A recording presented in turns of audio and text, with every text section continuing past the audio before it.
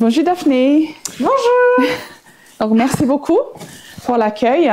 Avec plaisir. Voilà, donc merci beaucoup. Donc avant de commencer, est-ce que tu peux nous présenter un petit peu le lieu? On est où? Voilà. On est dans la ferme de Patrick Ancet, dans la ferme du Vieux Guide à Valorcine. C'est une ferme en chèvre laitière. D'accord. Qui est née. Le père de Patrick avait déjà le lieu, avait déjà un peu des bêtes, mais il était plus avec des vaches. Et Patrick, il a l'habitude de dire que c'est le réchauffement climatique qui lui a fait prendre des chèvres. Elles sont plus résistantes au changement climatique. D'accord. Et puis, voilà, je peux vous montrer. On a là un espace qui sert de magasin et de salle d'animation aussi. D'accord. Et après, on a l'endroit où les bêtes vont passer tout l'hiver. Donc là, c'est vide. On est en plein été. Ok, d'accord. Et c'est un peu les travaux pendant la saison où toutes les bêtes sont dehors. Ok. Et puis après, je vais vous emmener faire le tour des terrains. Il y a donc des mulets, des vaches, des cochons, des chèvres, des poules. On a un peu tout le monde. Et puis le but, c'est de produire le mieux et le plus possible. D'accord. Donc cet espace-là est dédié aux chèvres? Oui, les poules aussi. Ah, les poules aussi. Ah, ok, d'accord. Ok, très bien. Et je vois, il y a une marmite. Oui, alors la marmite, elle sert principalement à faire cuire les patates qui vont nourrir les cochons en plus du petit lait laité. D'accord. C'est ça. Ok, donc il y a des cochons aussi. Ouais. Ok. Donc on va aller visiter tout à l'heure. On va voir tous les animaux qu'il y a. C'est ça. Ok, d'accord. Let's go. C'est parti. Daphné. Oui. Peux-tu nous présenter un peu nos amis? Nos amis les petites chèvres? Oui. Alors écoute, ici, t'as plein de petits mâles, tu vois, qui sont nés là-bas. Les petites blanches, du coup, c'est une race de chèvres qui font un peu plus de lait que là, celle qui est avec moi, c'est une alpine. D'accord. Les alpines, du coup, qui sont un peu plus rustiques, sont plus adaptées à la montagne. D'accord. Et du coup, ici, ils ont les deux parce qu'ils essayent de faire des mélanges pour améliorer la race, pour avoir une race qui soit encore plus adaptée à la vie ici à Valorcine. D'accord. Le but, c'est qu'elles produisent quand même assez de lait pour qu'on puisse faire du fromage toute l'année. D'accord. Donc, pour faire du fromage, on a une mère qui fait des petits. Elle peut faire 1, 2 ou 3 petits. Et après, on va tout simplement prendre le surplus du lait. Et puis, si c'est un petit mâle, c'est les petits mâles qui sont là. On va les engraisser pendant l'été. En les engraissant, on peut les emmener, par exemple, faire de l'éco-pâturage. D'accord. Et une fois qu'ils ont bien grossi, qu'ils ont fait plein de viande, ils partent à l'abattoir. Ouais. Pour les femelles, on va les garder. On va les faire travailler, elles vont faire du lait après pendant quelques années. Après, il y a aussi des femelles qui ont fait des fausses couches qu'on a pu récupérer et mettre, par exemple, en éco-pâturage au centre-ville. Voilà, l'idée, c'est de valoriser quand elles n'ont pas trop d'utilité ici à la ferme. D'accord. Voilà, ça, c'est des petits qui ont déjà 4 mois. Ils sont déjà bien sevrés. Ils font les guignols et ils vont chercher du grain un peu partout. Mais voilà, on a des petites femelles là qui sont à l'auberge de jeunesse dans nos bureaux. Ok, d'accord. Et on les a appris un peu à suivre avec une laisse, avec une corde, comme ça on peut les emmener, les faire pâturer un peu partout, au bord des routes et tout. Ça marche assez bien, donc on est content. Génial. Ouais. Ouais, c'est chouette. C'est chouette de pouvoir les déplacer. Puis du coup, une chèvre, ça mange tout. C'est ça. Donc c'est super pratique. Complètement. Ok. Et donc, par contre, on n'allaite pas. On les allaite pas. Alors, justement, ça c'est un choix. On décide si on veut soit acheter du lait en poudre pour les nourrir, soit après, il y a plein de techniques. Ici, la technique, et c'est souvent ce qu'ils font dans les élevages en brebis ou en chèvre, ils vont laisser le petit sous la mère pendant toute la journée. D'accord. Donc, le petit peut téter. Et puis, le soir, on sépare la mère du petit. Donc, toute la nuit, le petit peut pas téter. Comme ça, au matin, les mamelles sont remplies et on peut faire la traite. Et du coup, on récupère le surplus du lait. Ok, d'accord. Bon. Comme une mère peut faire 1, 2 ou 3 petits, elle va produire le lait qu'on vient chercher. Donc plus on va traire, plus elle va produire. C'est toujours pareil. Voilà, c'est la nature, quoi. C'est la nature. Voilà, super. Ok. Donc là, on a donc notre petite alpine et puis le reste du troupeau qui est en haut. D'accord. Je vais vous montrer le reste des terrains. Il y en a certaines qui ont des cloches. Le but des cloches, c'est pour les meneurs. Le troupeau va plus facilement suivre celle-là. Donc nous, si on met une cloche, c'est plus facile quand on va les chercher. On les retrouve plus facilement. D'accord. Ok. Puis voilà, elles sont toutes baguées, on voit la petite étiquette jaune. En France, c'est obligatoire, on essaye de suivre toute la viande. D'accord. Le but, c'est éviter toutes les maladies. Traçabilité. Exactement. D'accord. On évite d'avoir des risques de maladies et donc pour ça, tout le monde est bouclé. On sait où ils sont nés, où ils vont être tués s'ils font pour la viande. Et comme ça, si jamais il y a un problème, on sait comment l'éviter, quoi. D'accord, ok. Donc sur cette farm, il y a combien d'animaux? De bêtes. Alors là, cette année, il y en avait une trentaine. D'accord. Après, ça dépend toujours des moments. Hein. Au moment où on va faire les petits, combien on en garde, combien on n'en a pas besoin cette année, on a assez de renouvellement, on va en garder moins. Puis après, ici, il y a aussi quelques vaches, des mulets et des cochons. Donc les cochons, ils sont aussi là pour valoriser le petit lait. Le petit lait, c'est un déchet de la transformation laitière. Quand on fait du fromage, on récupère toujours du petit lait. Oui. Et c'est trop riche pour être mis dans la nature ou dans les égouts. Donc du coup, une des façons de valoriser. Je crois qu'il a trouvé comment fermer ma veste. Allez, ferme. Et ben voilà, trop facile. Génial. Ils sont trop bien éduqués. Je vois ça. Mais ouais, du coup, le petit lait, ça permet aussi d'engraisser des cochons. Donc, au lieu de le jeter, on le donne aux cochons. Et puis, à la fin de l'été, ça nous fait de la viande. Donc, du coup, toujours pareil. Hein, on essaye d'utiliser tout, de respecter tout. Et c'est pour ça qu'il y a des cochons aussi ici. Alors, qu'est-ce que vous faites là, Daphné? Et je suis en train de préparer les petits verres pour qu'ils se déshydratent quand ils auront fini de faire le beurre. D'accord, ok. Parce que là, vous attendez des personnes? On attend un groupe, oui. On a un groupe hôtelier des Ouches. Donc c'est l'hôtel du Bois aux Ouches qui viennent pour faire une visite de la ferme et un atelier beurre. Ok, d'accord. Ah, donc ils vont préparer du beurre? Ouais. On va leur montrer comment transformer la crème en beurre. Ça va avec la visite de la fromagerie, parce que du coup, on est sur un élevage en chèvre laitière. D'accord. Donc du coup, je leur montre les animaux, la production de lait du début à la fin, avec un passage dans la laiterie, dans la cave. Et puis ensuite, ils viennent ici, ils font eux-mêmes leur beurre, ils goûtent. Et voilà, ils ont fait le tour. Ok, d'accord. Ok, donc j'ai hâte de voir ça. Mais oui. Parce que ça sera une première pour moi aussi. Vous allez découvrir comment faire du beurre. Exactement. C'est une première pour beaucoup de gens en général. Hein. Ah oui, je pense bien parce que ça se faisait beaucoup avant, mais plus maintenant. Non, ouais, c'est rare. Voilà. C'est rare. Il y en a plus beaucoup qui le font. Et après, même au niveau agricole, c'est pas forcément très rentable de produire du beurre.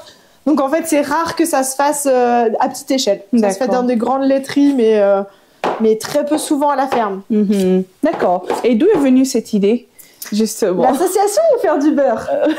C'est deux choses différentes. Faire du beurre, les activités, par exemple, l'activité là. Oui, c'est parce que moi j'ai toujours fait de la sensibilisation et j'ai beaucoup travaillé avec des enfants. Je me suis occupée d'un centre de vacances pendant un moment. Et du coup, j'ai essayé de faire revivre un peu le monde agricole et qu'on ait ce contact avec les animaux, c'est vraiment, je pense, essentiel. Après, c'est important d'avoir plusieurs étapes dans une visite pour pouvoir intéresser tout type de public, surtout les enfants. Absolument. Et du coup, un enfant, il faut qu'il puisse vivre différentes choses. Donc, on a le contact un peu du toucher, vraiment au contact des animaux. Après, on va avoir une partie où on va plus les sensibiliser à ce que c'est qu'un animal ou pourquoi il produit du lait, qu'est-ce qui s'est passé, comment. Et puis après, quand ils font eux-mêmes, et du coup, on va les investir. Eux, souvent, ils s'en souviennent. J'ai eu des enfants qui sont venus il y a plus d'1 an maintenant, et quand ils reviennent, ils se souviennent pas de moi. Ça a aucun souvenir, ça fait qui je suis, mais par contre, ils se souviennent qu'ils ont déjà fait du beurre. Oh, super. Mais en fait, parce que c'est important aujourd'hui, parce que les enfants, ils mangent des choses, mais ils savent pas d'où viennent ces choses. Les adultes non plus, je vous rassure. Non plus, c'est vrai. C'est difficile de pouvoir se poser des questions sur toute notre nourriture. Et puis, comme on dit, on en parlait, mais les fermes, elles vont avoir des difficultés à prendre le temps, à inviter les gens au cœur de leur travail. Donc souvent, on en entend parler, on voit des pubs, on voit un peu dans les livres, mais en fait, c'est loin d'être la réalité. Oui. Et du coup, l'association, c'est vraiment son but, c'est de donner de notre temps pour permettre aux gens d'aller voir ce qui se passe vraiment dans les productions agricoles. D'accord. Donc, les sensibiliser les personnes, mais aussi les rapprocher un peu plus aux agriculteurs, parce qu'aujourd'hui... Qui comprennent pour de vrai. C'est facile de critiquer des choses qu'on connaît pas, c'est vrai. Mais du coup, souvent on n'a qu'une partie de l'histoire et quand on vient vraiment voir ce qui se passe au quotidien, du coup on comprend des fois pourquoi le choix il a été fait de cette manière-là. En fait, on a plein de paramètres et on en fait un, on pourrait en faire un autre. Mais en tout cas, l'important c'est d'aller voir réellement ce qui se passe pour se rendre compte. D'accord. Et aussi comprendre aussi pourquoi les prix, parce que c'est vrai que les prix sont pas les mêmes dans la grande distribution, mais aussi voilà les produits, on va dire locaux. Oui. Voilà, donc c'est aussi ton but. C'est une bonne question. Moi, j'en parle régulièrement là parce que j'ai justement une agricultrice aux Ouches qui fait ses produits. Donc, elle est en brebis, donc elle fait la transformation sur la ferme. Puis, elle a récemment voulu vendre ses produits dans une grande enseigne. Et en fait, quand elle s'est rendue compte que la grande enseigne avait multiplié par 3 son prix de son produit, elle s'est un peu mise en colère. Elle a récupéré ses produits. Elle a dit, mais vous vous rendez compte? Vous me faites honte. En fait, quelqu'un qui vient au supermarché, qui achète un fromage de brebis qui est fait à 2 km à côté, le supermarché se dit, je peux faire une grosse marge parce que c'est un produit local, c'est bio, etc. Donc du coup, ils vont marger encore plus sur ces produits, ce qui fait que dans la tête de tout le monde, un fromage local de brebis, il coûte 3 fois le prix de ce qu'il coûte réellement. Et si vous allez chercher directement à la ferme, on a enlevé tout le transport, tous les intermédiaires, et vous payez souvent beaucoup moins cher que dans n'importe quelle grande surface. Et ben c'est très très bien ça. Voilà, c'est très bien. Exactement, ça vaut le coup d'aller directement voir à la ferme. En général, sans les intermédiaires, on voit la différence de prix. Absolument. Et ça revient directement au producteur, à celui qui travaille. Exactement. Et aujourd'hui, en fait, les agriculteurs sont très ouverts en fait à ces ventes à la ferme. Exactement. Donc il faut surtout pas hésiter à. Et il y a de plus en plus de petits marchés de producteurs où c'est l'agriculteur qui vend directement ses produits, ou alors il se rassemble, il va vendre les produits de quelques agriculteurs autour. Et là du coup on enlève tous les intermédiaires. On peut diviser par 2 ou par 3 le prix, donc ça fait vraiment une différence. Exactement. Et puis on mange local, on mange un bon produit. Absolument, la qualité avant tout. Ah bah rien à voir, hein. C'est sûr que les animaux là ils sont dehors toute la journée, ils sont nourris autrement que dans des grandes fermes en Bretagne. Hein. Ah oui, ça c'est sûr, dans un environnement juste magnifique. Voilà. Ok, bon. Ça change tout. Bonjour tout le monde. Ah ouais, bonjour. Mettez les jaquettes, on est arrivé à Valorcine, ça caille. Il pleut pas, mais il fait frais. Hein. Il fait frais. Tout le monde se rhabille. Ah ouais, il faut. J'imagine vous étiez bien au chaud dans le bus là. D'un coup, ça change d'ambiance. Avec les bus ici qui arrivent juste devant la ferme, qui peuvent faire demi-tour là-bas au fond. Ça c'est super pratique, c'est pas toujours le cas pour toutes les fermes. Voilà.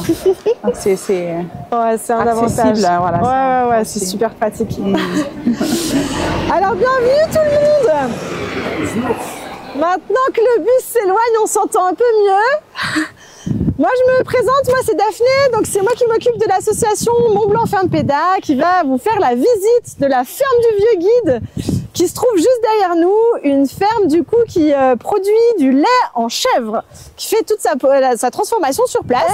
Alors, je vous propose de me suivre, on va s'approcher un petit peu, on commence par aller voir les animaux. Après, on se mettra au chaud.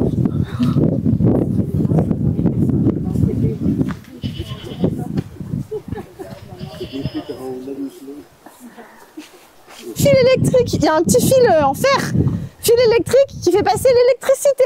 Nous on dit il y a le jus qui passe. Ben voilà, je précise que dans ces fils, il y a toujours de l'électricité. Normalement, s'ils sont là, c'est qu'il y a de l'électricité dedans. Moi, comme une bobette, j'invite tout le monde à rentrer et à les prendre dans la main. Donc je m'excuse d'avance, ce n'est pas une habitude à prendre. On a éteint l'électricité avant que vous arriviez pour qu'on puisse rentrer dans les parcs et que ça soit simple, mais surtout, n'oubliez pas que n'importe où on voit ce genre de filet, que ce soit en montagne, n'importe où, normalement, s'ils sont là, c'est qu'il y a de l'électricité. Et si c'est pour une vache, eh ben, ça peut être fort. Donc, faut se méfier. Des fois, ça peut être très désagréable. Je vous propose de me suivre, de rentrer. Et puis, on va s'approcher des chèvres. Si, à un moment donné, vous voulez vous éloigner, il n'y a aucun problème. Ressortez.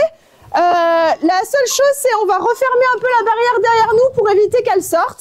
Mais donc, si vous voulez me suivre, vous pouvez rentrer. Il y a plein d'espace à l'intérieur. Et puis, c'est l'occasion de faire des câlins à nos petites chèvres. Comment elle s'appelle? Alors là, vous savez... Ah ouais, aucune idée. Combien il y en a, vous imaginez, pour faire du fromage? Pardon? Combien on a de chèvres ici? Vous avez une idée? Une vingtaine.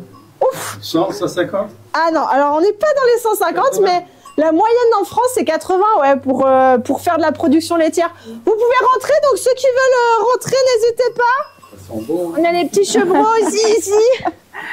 Si vous voulez leur faire des câlins, n'hésitez pas non plus. Là, c'est le moment câlin. Donc là, vous rentrez dans la chèvrerie, donc l'espace où les animaux vont passer l'hiver. Vous voyez, à l'intérieur, c'est couvert. Combien alors là-dedans, au maximum? Alors, ici, plutôt une trentaine. Ça varie en fonction de la période de l'année, donc le moment où on a les petits. Mais globalement, plutôt une trentaine. Trentaine à la traite, c'est déjà pas mal. Ouais. Et puis après, il y a toujours une partie, c'est des petites qui sont pas encore matures, qui n'ont pas encore fait leur premier petit. Et puis, donc du coup, qui vont permettre de faire les réformes. Donc, pour faire du lait, on est d'accord, on est obligé de faire quoi? Ouais, mais d'abord, pour enclencher la lactation, qu'est-ce qu'on a besoin? Un petit, un chevreau, exactement. Donc, chaque année, il faut faire un petit. Et chaque année, on refait un petit. Voilà, on n'est plus capable de ça. Hein, quand même. Ah, la galère. Alors là, elle va venir vous dire bonjour. Hein. On laisse ça d'autres. Chacun son tour. Hein. Voilà. Il y en a qui ont plus envie que d'autres. Si elle vous embête, vous le dites. Hein. Il n'y a pas trop manger. Ben, venez, venez. Vous faites la traite à la main. C'est un petit robot de traite. Je vais vous emmener voir tout à l'heure. Une griffe, on appelle ça. Donc oui, ça reste du manuel. La majorité des exploitations en France, elles sont avec des griffes manuelles. Et par contre, en vache, on peut avoir des systèmes qui sont bien plus élaborés. On a des robots, on peut même avoir des robots avec des puces où l'animal vient. Et du coup, grâce à sa puce, on sait à quel moment il a été trait la dernière fois. Pourquoi les animaux, ils ont envie de venir à la traite? C'est tout simplement parce qu'on leur donne à manger à ce moment-là.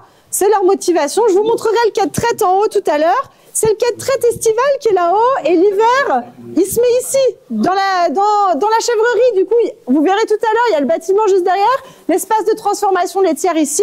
Donc l'hiver, tout se passe à l'intérieur, et l'été, on monte, on se rapproche des alpages pour que ça soit plus simple et qu'on n'ait pas à déplacer les animaux.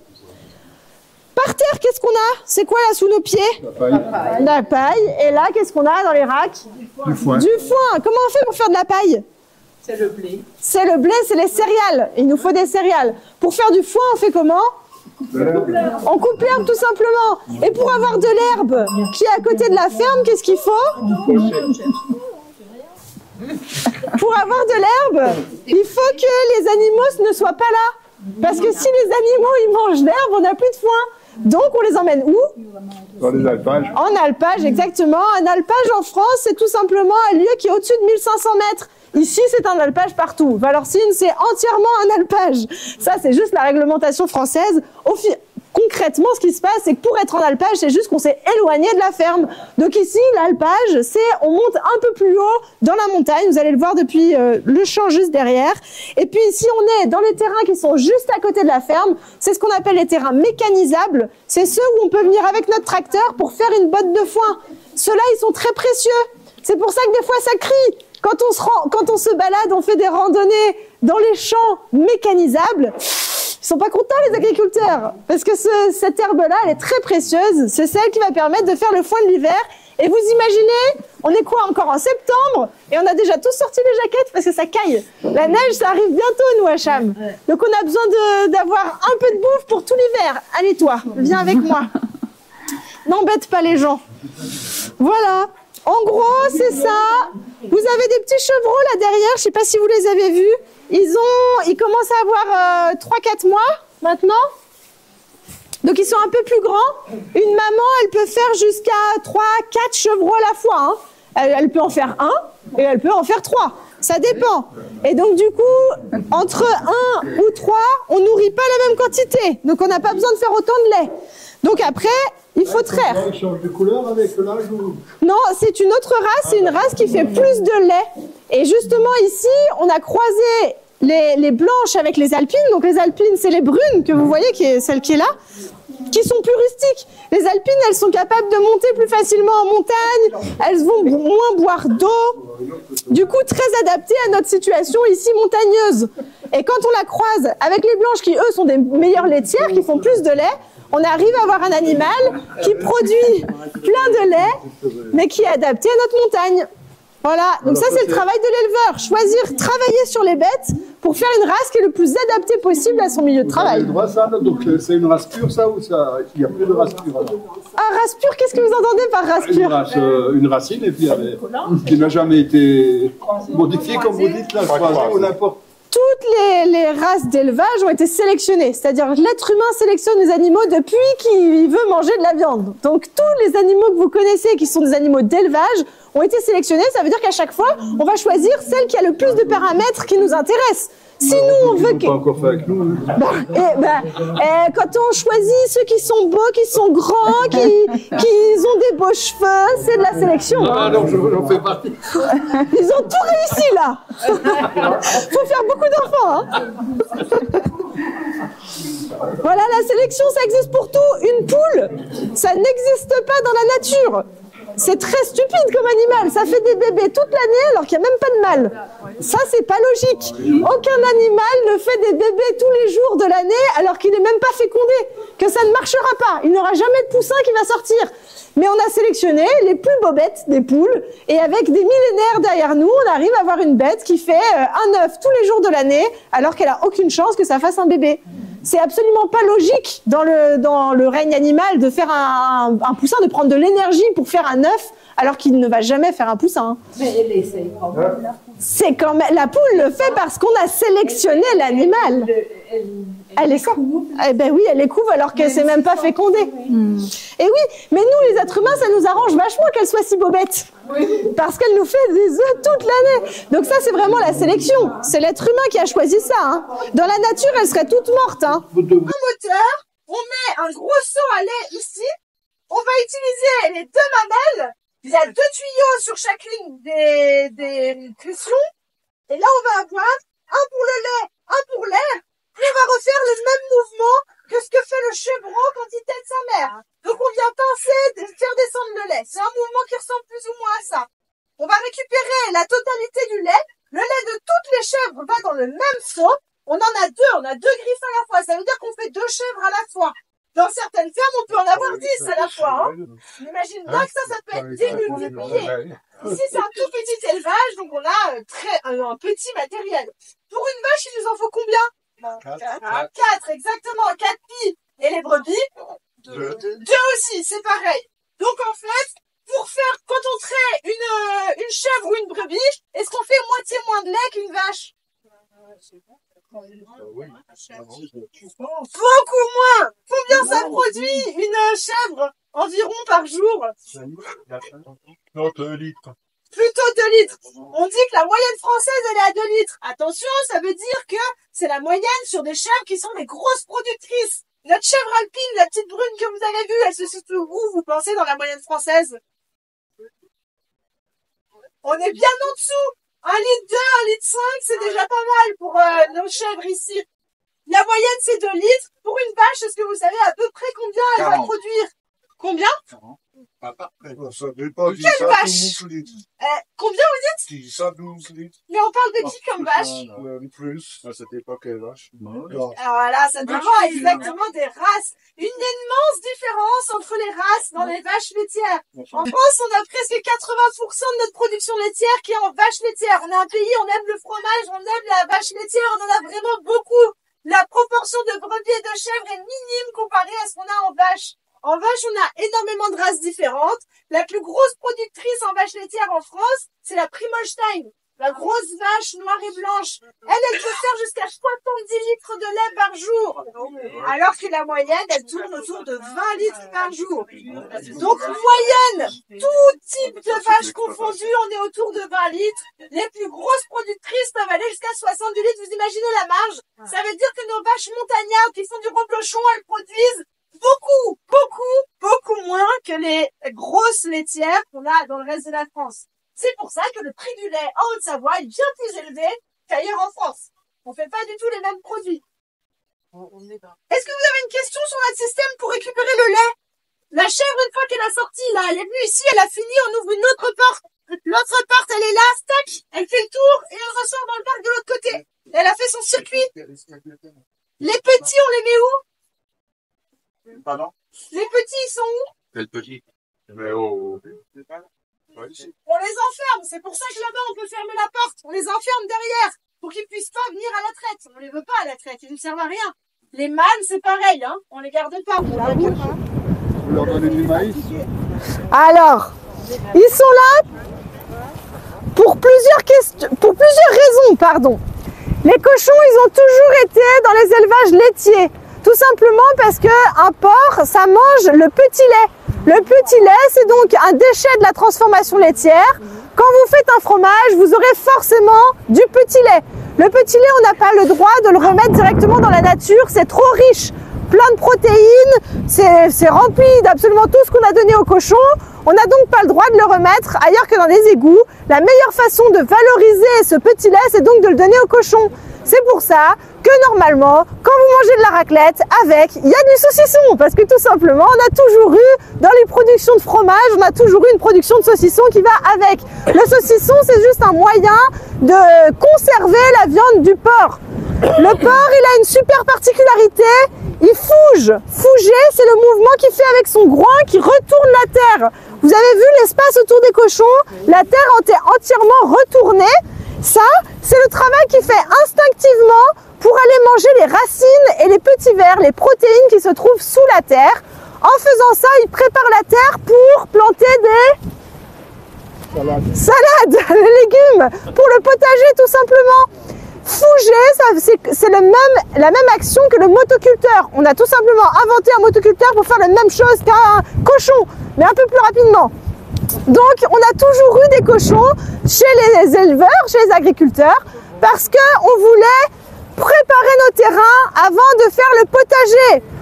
Je vous fais faire un demi-tour pour pas être surpris quand notre petite Anne vient nous voir. Mais je vous donne encore deux informations sur les cochons. Les cochons, c'est un animal qui a été extrêmement sélectionné, comme on en parlait tout à l'heure des races de chèvres et de poules. Un cochon, ces cochons-là, les cochons roses, c'est ceux qui sont les plus présents en France. Leur race, c'est les large white. Les large white, ils ont été très sélectionnés. Environ au bout de 5 mois, ils sont adultes, ils atteignent les 200 à peu près kilos. C'est l'âge où ils seront plus capables de se mettre debout tellement ils seront gros, ils pourront plus se nourrir tout seuls.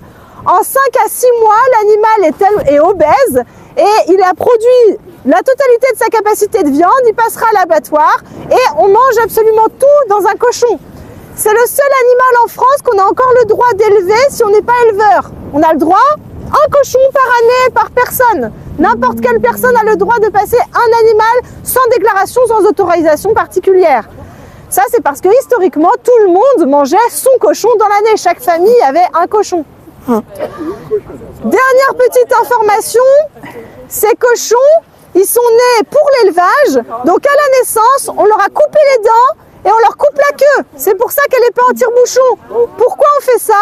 Parce que quand on est dans une grande exploitation avec 200 bêtes, ils deviennent fous. Entre eux, ils vont se croquer tout ce qui dépasse, les oreilles, la queue, tout ce qui se passe, ils se blessent et ils se font du mal. C'est pour ça qu'on coupe les dents. C'est pour vous montrer à quel point on prépare le mauvais élevage qu'on aura après, déjà dès la naissance. On sait que dans un très grand élevage, les animaux peuvent se blesser entre eux. Bien sûr, là, vous voyez, c'est pas le cas, parce que c'est immense, ils ont de la place, ils vivent très bien, donc on est loin d'avoir des problèmes avec une histoire d'animaux qui se blessent entre eux. Donc les conditions de vie de l'animal changent complètement son comportement. Pareil que les chèvres, hein, ils ont une petite badge, une petite étiquette jaune, une boucle d'oreille pour qu'on sache d'où ils viennent. Et puis, à côté, vous avez un petit âne. Le petit âne, parce qu'il est venu pour tenir compagnie aux mulets, comme disait Aurore tout à l'heure. Les mulets, eux, ils se sont barrés loin, loin, loin. Et puis là, avec le vent, ils se mettent à l'abri. Oui, je m'appelle Aurore, donc je travaille pour un hôtel aux Ouches. Et en fait, on travaille beaucoup avec Daphné, parce qu'on a des groupes qui viennent très souvent dans l'année. Et du coup, on leur organise avec Daphné donc cette visite de la fromagerie. Et du coup, c'est super parce que ça permet de reconnecter en fait à toutes ces activités d'agriculture. Daphné, elle donne également beaucoup d'informations sur tout ce qui est la nature, l'écologie, les écosystèmes pour tout expliquer. Et du coup, c'est très intéressant pour eux. Ils apprennent toujours beaucoup de choses. Et elle sait faire aussi plein de petites activités très sympas qui font que ça reste un moment très convivial pour tous. Quels sont les retours Ils sont tous vraiment très enchantés parce que Daphné, c'est une personne qui est passionnante et passionnée et elle sait toujours expliquer n'importe quelle question, elle sait y répondre et c'est très apprécié des groupes. Donc elle est passionnée et Oui. voilà, elle a cette mission-là en fait de transmettre, Ouais. de sensibiliser à des populations, le grand public. C'est ça, génial. c'est ça, exactement. Tout le monde vraiment l'adore et j'ai vraiment eu que des bons retours par rapport aux visites de Daphné. Bah, super. Tout le monde est toujours enchanté. Ok, super, merci beaucoup. Merci à vous. Je vous ai ramené ici. Ici, c'est le poulailler. Alors là-dessous, il nous reste un œuf. Ça veut dire qu'il y a une poule qui est venue pondre un peu plus tard que les autres. Sinon, tous les œufs de ce matin ont été ramassés. Je vous montrerai tout à l'heure. Ça fait partie des produits qu'on vend directement à la ferme. Il y a une trentaine de poules et tous les jours, on va récupérer nos œufs. Une poule, c'est un animal assez original. Elle fait 12 œufs dans la nature, naturellement. Elle va faire 12 œufs. Au bout de 12, donc un par jour. Un par jour pendant 12 jours. Au bout du 12e jour, elle s'arrête de pondre. Elle se met sur ses œufs et elle couve. Au moment où elle va couver, elle va rester 24 heures sans bouger. 24 heures complets, ça va faire augmenter la température à l'intérieur de l'œuf. Le fœtus qui est à l'intérieur, seulement après 24 heures, va commencer à se dire « Ça y est, on lance l'incubation, ça fait 24 heures que j'ai chaud, c'est le moment ». Ça veut dire que le premier œuf qui est né 12 jours avant le 12e œuf commence à faire l'incubation en même temps. C'est grâce à la température que ça va déclencher l'incubation. Là, quand on enclenche l'incubation, c'est parti pour 21 jours. 21 jours d'incubation, c'est 21 jours qui sont nécessaires pour manger l'entièreté de ce qu'il y a à l'intérieur de l'œuf. Blanc, jaune, tout est consommé pour construire un poussin. Et la seule chose qui va rester non consommée, c'est la petite poche blanche que vous voyez quand vous faites un œuf au plat. C'est ce qui va servir à faire l'appel d'air qui va lancer le bec du poussin contre la coquille pour casser la coquille et sortir au bout de 21 jours. Tout le reste sera entièrement consommé. C'est assez magique. C'est comme les œufs des dinosaures. On a retrouvé des dinosaures qui étaient dans un œuf, qui n'avaient pas eu les conditions pour se développer. Et donc, ça peut rester très longtemps. Tant qu'on ne met pas les bonnes conditions, ça ne se développe pas. C'est pour ça qu'on peut manger des œufs qui sont fécondés, qui n'ont pas été couvés. Ça ne change rien. Il ne se sera pas développé. Il faut 24 heures au chaud pour que l'intérieur se développe. Pour savoir si un œuf est fécondé ou pas, une façon simple, c'est déjà savoir est-ce qu'il y a un coq. Si on n'a pas de coq, ça ne sera pas fécondé. Un seul coq pour 60 poules, ça suffit. Il va s'occuper de toutes les poules. Il en a de la chance. Si vous mettez plusieurs coqs, ils font quoi ces guignols? Ils se battent. Exactement. C'est pour ça que souvent, on n'a qu'un seul coq ou pas du tout. Parce que la majorité des éleveurs, ils en veulent pas des coqs. Parce que c'est un peu enquiquinant. Ils viennent, ils vont des fois faire mal aux poules et puis ils peuvent être agressifs. Donc c'est pour ça que dans la majorité des élevages de poules, on n'a absolument pas de mâles. On n'a que des femelles. Donc les œufs ne sont pas fécondés. Après, avec le temps, les poules ont perdu aussi le réflexe de couver. De plus en plus, on utilise des couveuses. Et du coup, on va chauffer l'œuf en couveuse pour être sûr que les conditions soient bonnes. Et on remplace la poule, en fait, tout simplement. Parce que les poules perdent l'instinct. Elles couvent moins, vu qu'il n'y a pas de coq. Et qu'on leur demande jamais de couver. Au bout d'un moment, elles n'ont plus d'instinct et elles couvent plus. C'est pour ça qu'on fait la différence entre les poules pondeuses ou non. Les poules, donc c'est ce qu'on disait, c'est comme les cochons. Hein, un animal qu'on a entièrement élevé. C'est assez magique, elles ont un réflexe, elles sont incapables de survivre dans la nature. Et ça serait la première chose qui serait mangée par tous les prédateurs. Le plus gros prédateur qui existe chez une poule dans nos élevages, c'est le rat. Souvent, on dresse les chiens de berger, les chiens de troupeau, on les dresse pour attaquer les rats. Ils vont chasser le rat, ils vont tuer les rats, parce que le rat, sinon, il bouffe tout, c'est vraiment embêtant. Et puis, une autre façon de se protéger des rats, alors moi, ça, c'est une information que je tiens de gens qui nous racontent, mais je ne l'ai jamais lu nulle part. Apparemment, les cochons d'Inde font fuir les rats. C'est pour ça qu'il y avait des cochons d'Inde chez nous, alors qu'ils viennent pas du tout d'ici à la base, mais que ça fait longtemps qu'en Europe, on a ramené des cochons d'Inde, on les mettait dans les fermes, et apparemment, l'odeur des cochons d'Inde, c'est un répulsif pour les rats. Pour ça qu'il y avait des cochons d'Inde chez nos grands-parents. Alors, si vous voulez, je vais vous proposer de re-rentrer à l'intérieur. On va tous commencer par aller se laver les mains et on va rentrer dans l'espace de transformation laitière. Je vais vous expliquer ce qu'on fait une fois qu'on a ramené le lait et qu'on le transforme pour faire du fromage qu'on vend ici. Puis après, ça sera à vous de faire votre propre beurre. Voilà. Qu'est-ce qu'il fait? Découpe des oreilles de cochon. Et voilà. on peut faire exactement du fromage de tête. C'est pour Chirac, ça, non? C'est trop tard, c'est trop tard. Ah oui. La sœur qui va peut-être pas savoir. C'est bon, c'est autre chose. Jean-Pierre, Oui, oui. Jean-Pierre. Jean-Pierre, Chirac, il aimait la tête de veau, pas ça. C'est pas tout à fait pareil. Pas la même chose. Alors quand on vous disait tout à l'heure que les cochons, on mange tout dans le cochon. Voilà, là on vient d'avoir 2 cochons qui sont partis à l'abattoir et qui sont revenus aujourd'hui. Le retour de l'abattoir, ça veut dire plein de pièces qui ont été mises sous vide et tout transformé directement à l'abattoir et ensuite tout le reste. Soit vous les laissez à l'abattoir, vous voulez pas en entendre parler, soit vous vous mettez au boulot.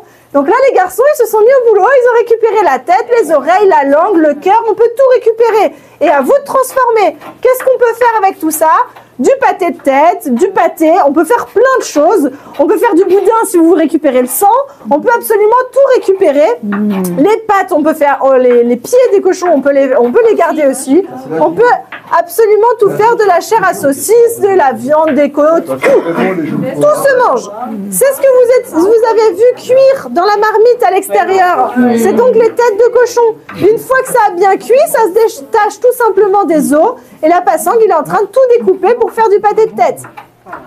Ça, c'est pour la partie viande. Ici, on n'est pas du tout dans un endroit où on fait que de la viande. Si vous avez deviné où on était ici, qu'est-ce que c'est que cette table pour les professionnels?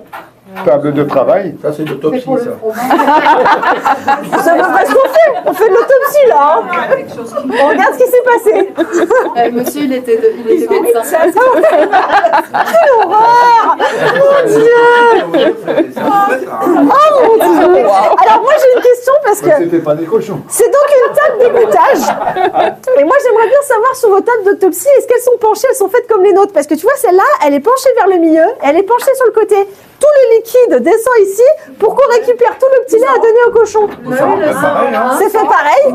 C'est fait pareil. Et ben voilà. Comme quoi on n'a rien inventé. C'est le même matériel. Il y a un peu la même taille. Hein. Et ça se désinfecte de la même manière. Ben voilà. Comme quoi, on fait tous la même chose. Ici, on est dans l'espace de transformation laitière. Donc, dans la laiterie. C'est le petit chaudron que vous voyez derrière vous, c'est celui qui sert en ce moment à récupérer le lait. En ce moment, on a peu de lait, hein. On est sur la fin, on a beaucoup moins de lait. Le pic de lactation, c'est juste après la mise bas, donc juste après la naissance des petits. Environ 3 semaines après, c'est là où la bête va produire le plus de lait. Après, ça va faire que de descendre jusqu'au moment où on arrête de traire. En France, c'est une obligation, on arrête de traire forcément pendant 2 mois dans l'année. Bien sûr, c'est pas la même réglementation partout dans le monde. Il y a des gens qui peuvent continuer à traire des années de suite. Si on les oblige pas à arrêter, ils n'arrêtent pas. Ils vont traire jusqu'à la mise bas du prochain petit. Nous, en France, on oblige de faire une pause. Pendant 2 mois, on arrête, le temps qu'elle finisse de faire son bébé. Quand le bébé est prêt, il sort, on reprend la traite. Ça dépend des animaux, c'est pas tout le temps la même gestation. Nous donc, on va récupérer notre lait, là, on va le mettre dans le chaudron. Et moi, je vais vous expliquer comment on fait une tome. La tome, c'est un des fromages qui est labellisé ici en Haute-Savoie. Et tous nos agriculteurs dans la vallée de Chamonix produisent de la tome. Que ce soit en brebis, en chèvre ou en vache, on va tous faire de la tome. Pour faire une tome, on fait tous la même chose. Dans n'importe quel lait, dans n'importe quel endroit, on fera la même recette. Moi, je vous explique cette recette, mais on n'oublie pas qu'avec du lait, on peut faire beaucoup de choses. On peut faire quoi d'autre que de la tome, que du fromage? Des yaourts, des flancs, de la crème. Tout ça, c'est fait avec le même produit. Hein. Le lait, ça sert absolument à tout. C'est le même produit de base et après, on le transforme. Pour faire une tome, donc, on va chauffer le lait. On va le chauffer à 33 degrés. C'est à peu près la température qu'il y a à l'intérieur du corps du petit, du chevreau qui n'est pas encore sevré, qui boit encore le lait de la mère. 33 degrés, c'est donc la température idéale pour que la présure, c'est une petite enzyme qu'on a trouvée dans la caillette. La caillette, c'est un des estomacs de l'animal. On va aller chercher cette présure directement dans son estomac. Cette petite molécule, nous, on la récupère dans un liquide, hein, on la stocke au frigo, c'est un liquide. On met quelques gouttes dans notre lait qui est à bonne température et on laisse travailler pendant une demi-heure. Une demi-heure, c'est le temps nécessaire pour faire cailler le lait.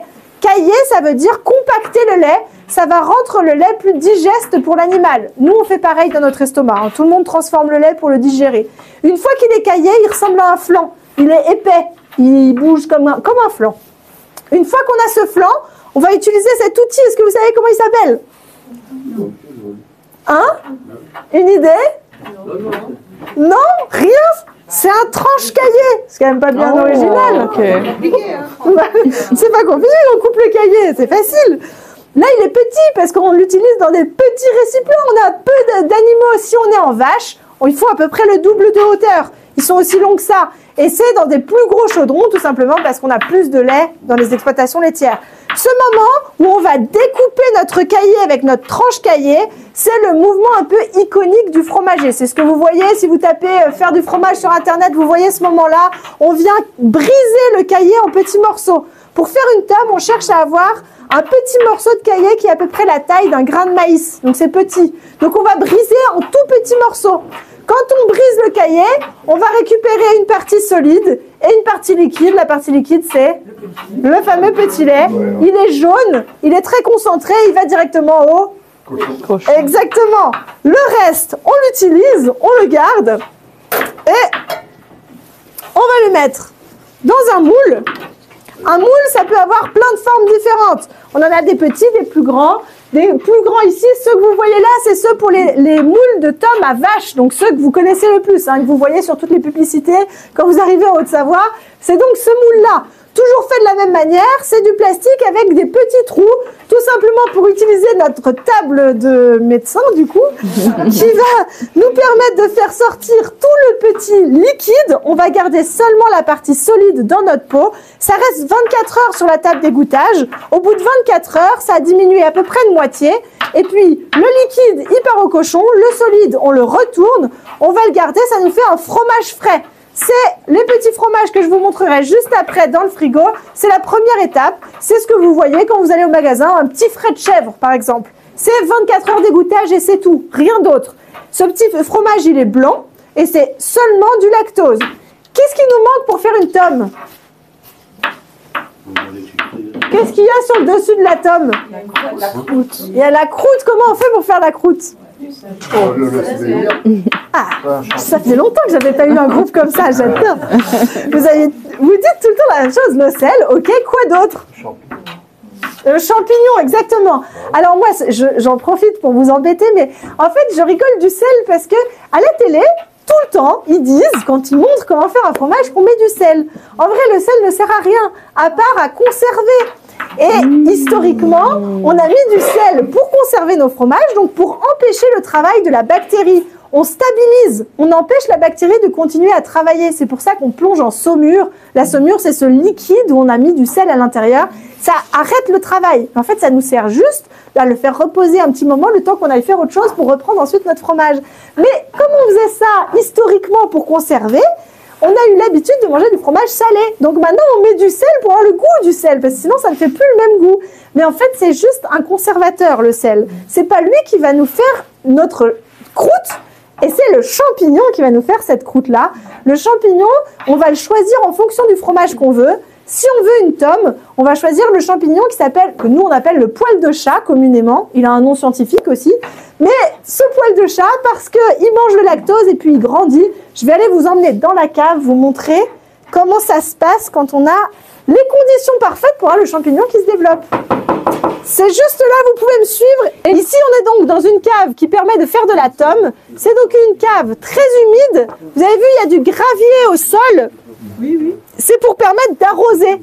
Si on veut faire un autre type de fromage, genre un reblochon, une raclette, un comté, on va vouloir un autre type de champignon. Pour ça, on va aller dans une cave avec d'autres conditions. Pour faire une raclette, par exemple, on va chercher le champignon orange. Et le champignon orange, lui, il aime quand il fait très chaud et quand c'est plutôt sec. Donc, on va avoir une cave qui est différente de celle-là. On aura au sol plutôt des briques et puis on va gérer la température pour qu'il fasse plutôt chaud et plutôt sec. Donc, en fonction de la cave qu'on a, on fera un type de fromage. Et si on veut faire des types de fromages différents, plusieurs caves sont obligatoires. On ne peut pas faire plusieurs fromages différents dans la même cave. Et c'est seulement ce champignon qui donnera le goût du fromage. Si vous voulez du comté et que vous le mettez dans une cave à tomes, il n'aura jamais le goût du comté, même si vous faites la recette qui est donnée pour faire du comté. C'est le champignon qui donne le goût. Plus vous laissez longtemps en cave, plus ça sera imprégné de ce champignon. Et le fromage sera sec, c'est-à-dire que son taux d'humidité aura descendu. Vous avez vu tout à l'heure, on a dit 24 heures pour faire un fromage frais. Si vous le laissez continuer à rester sur la table encore 3 semaines, il va encore réduire, il va se concentrer, il va devenir de plus en plus sec. Vous avez déjà goûté ces fromages qui sont très secs, très affinés. Voilà, il y a des goûts différents. Il y en a qui aiment beaucoup parce que c'est plus fort en goût. Il y en a qui aiment moins parce que du coup, c'est très dur, très concentré. Un fromage type comté, par exemple, c'est des fromages à pâte pressée. Ça veut dire qu'on a utilisé une presse pour faire sortir le plus de liquide possible. Et ensuite, on le laisse en cave 6, 8, 12 mois. Et ça va nous permettre d'avoir un fromage qui est très, très compact. Il y a très peu d'humidité à l'intérieur. Un reblochon, c'est l'inverse. Une tome, c'est l'inverse. La tome, si vous la touchez, elle est encore un peu molle. Et c'est ça qui fait que le goût de la tome. Quelles sont les bonnes conditions de température et d'humidité ici? Ici, alors le taux d'humidité, il est presque 80%, donc c'est très haut. Et après, la température, on dit que c'est entre 12 et 20 degrés. Moi, ça me fait rire parce que du coup, entre 12 et 20, c'est quand même très très large. Bon, ça veut dire que dans toute cette température-là, le champignon, le poil de chat peut se développer. L'idéal, c'est de viser les 15 degrés. Globalement, on vise les 15 degrés. Ici, on a du poil de chat. Le poil de chat bien épais, vous avez vu, j'appuie dessus, il s'étale. Et si je frotte, ça devient de la croûte. Oh. La même croûte que vous retrouvez ici. Et ici, après 2 mois d'affinage, au moins, ça donnera votre tome affiné. Je vous mets quelque chose dans vos pots. Est-ce que vous savez ce qu'on met dans vos pots pour faire du beurre? De la crème. De la crème. Comment on fait pour récupérer de la crème? Au-dessus du lait. C'est là que je suis contente d'avoir un groupe comme vous. Les gens n'ont jamais le réflexe. Et oui, la crème, c'est la partie la plus légère du lait. C'est le gras. Si vous laissez une journée votre lait posé sur la table, la partie jaunâtre qui se dépose sur le dessus, c'est la crème. C'est les molécules de gras. Qui c'est qui veut encore un peu de crème dans son pot? Il faut nous faire du beurre, sinon vous n'allez pas me faire vos tartines. Hein. Alors, je vois qu'ils sont timides. On prend le pot et on secoue. C'est comme ça que ça se transforme. Faut y aller un peu secouer fort. On essaye de briser la molécule en deux. On a du gras et on veut le séparer en 2 parties. Avec un fouet, ça va pas. Allez-y. Vous avez fini, monsieur? Ouais. On va pouvoir faire une tartine. Ah, une tartine à 2. Madame, vous y arrivez? Je vais essayer, mais je sais bien qu'il faut que ça pour avoir du beurre. Allez. Faites pas comme moi. Moi, je vais vous montrer la première étape. Qu'est-ce qui se passe quand on secoue de la crème? La première étape, c'est quoi? Ça fait mal au bras. Ça, c'est la dernière étape. La première, c'est quoi? Ça la met pas ça se sépare. Ouais. Et ça va la compacter. Ça nous fait de la crème fouettée. La crème fouettée, c'est ce qu'on met sur les fraises. On est d'accord? Il y a 2 minutes, c'était liquide.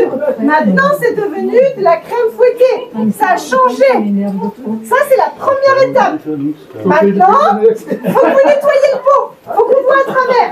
Une fois qu'on voit à travers, c'est que c'est du beurre. Allez. C'est pas mal, là. C'est pas mal, Non. Non, c'est quoi qu'il a fait? Faut y aller. Ah, c'est bien. C'est pas mal. C'est pas vrai.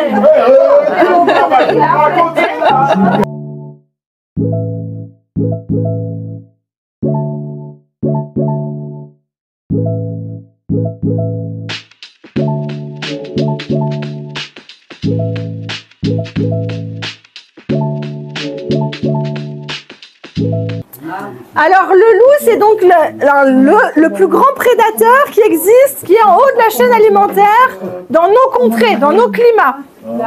C'est un grand prédateur qui avait disparu depuis très longtemps en France.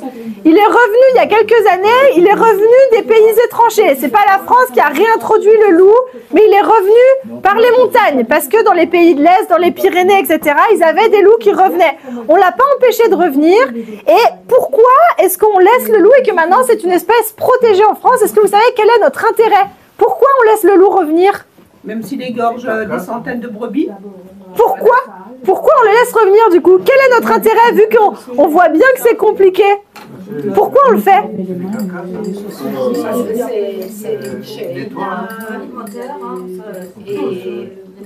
Comme ça, on n'a pas besoin de les tuer si c'est le loup qui le fait. Ok. Pour le cycle, j'entends. En fait, on laisse le loup revenir tout simplement parce qu'aujourd'hui en France, on a des grosses maladies qui se développent sur les animaux sauvages. Les animaux sauvages qui sont donc un cycle, une chaîne alimentaire. En haut de la chaîne alimentaire, on avait un grand prédateur, le loup. Le loup ayant disparu, il ne mange plus les espèces qui sont en dessous de lui, type sanglier, chevreuil, chamois. On ne les mange plus, on n'a plus de prédateurs. Le seul prédateur, c'est l'être humain avec un fusil, un chasseur. Si le chasseur n'est pas là, personne n'ira tuer un sanglier. Il n'y a plus aucun animal qui vont s'attaquer à un sanglier. La problématique, c'est que les sangliers, du coup, pullulent. Je vous donne l'exemple des sangliers, et c'est comme ça pour n'importe quelle espèce. Dans le monde animal, on est tous pareils, l'humain aussi. Si on n'a plus de prédateurs, on se développe. On appelle ça pulluler, c'est des termes écologiques. L'espèce va pulluler. Une fois qu'il y a trop d'individus, il y a une maladie qui va la tuer. C'est normal, parce qu'au bout d'un moment, il y a trop de monde, on va tomber malade. Et donc, quand une maladie arrive dans une espèce, type les sangliers, elle nous fait très peur, nous les humains. Les sangliers, aujourd'hui, on a eu la fièvre porcine qui est arrivée sur les sangliers. Nous, elle est à nos portes, elle est en Italie, elle tue absolument tout. N'importe quel cochon qui tombe malade de la fièvre porcine est tué directement. Vous imaginez bien comme nous on est. Ça veut dire que nous, on mange du cochon, hein, et on en mange beaucoup. Si jamais nos cochons tombent malades, qu'est-ce qui va se passer sur nous?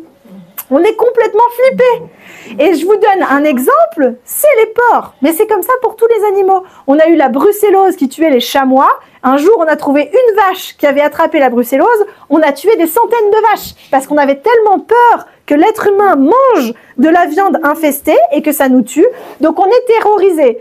La brucellose, c'est un des exemples. On n'a aucun prédateur. Si les loups ne sont plus là, les chamois, ils n'ont plus aucun prédateur. Ils deviennent vraiment malades. Et ils ont des graves maladies. D'abord, ils étaient aveugles, ensuite la brucellose, etc., etc. Ça continuera comme ça. C'est notre seule raison pour laquelle on veut garder des loups. C'est que la société s'est dit, bon, on ne sait pas gérer avec nos chasseurs. On a besoin d'un prédateur naturel qui fasse lui-même le travail, sinon on s'en sortira pas. Donc, c'est pour ça que c'est interdit aujourd'hui de tuer des loups et qu'on essaye de trouver des solutions pour cohabiter avec le loup, alors qu'on aurait pu tout simplement le tuer et c'était réglé. Donc, on est arrivé tous à la conclusion que c'était quand même pas mal d'avoir un loup. Maintenant, on a un petit problème, c'est que le loup, il se balade dans nos montagnes et quand il est dans nos montagnes, il tue tout.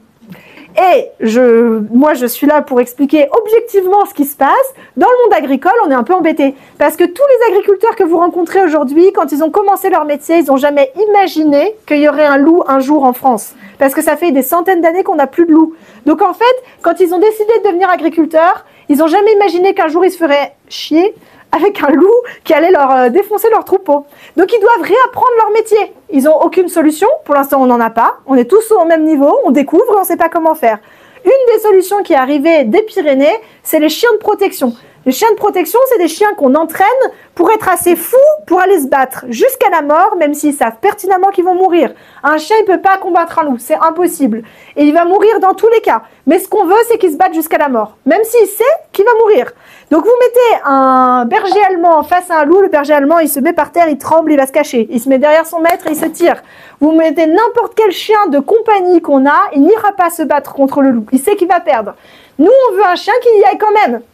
Donc, il faut des chiens qui soient assez fous ou assez amoureux de leur troupeau pour aller se battre et donner leur vie, même s'ils savent qu'ils n'ont aucune chance.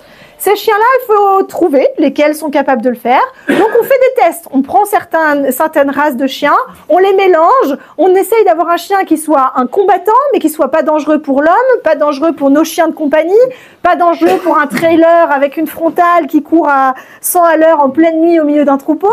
Vous imaginez que c'est très compliqué d'expliquer à un chien qu'il faut aller se battre pendant des heures contre un loup, mais pas toucher un trailer et pas toucher le chihuahua de madame qui se balade.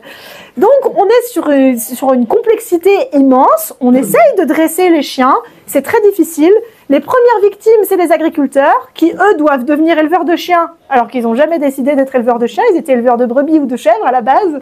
Donc maintenant, ils doivent devenir éleveurs de chiens, nourrir des chiens, les protéger, les enfermer, faire en sorte qu'ils soient bien dressés, et puis se battre contre les loups et ne pas perdre la moitié de leur troupeau parce qu'un loup qui arrive dans un troupeau, ça peut faire beaucoup de mal.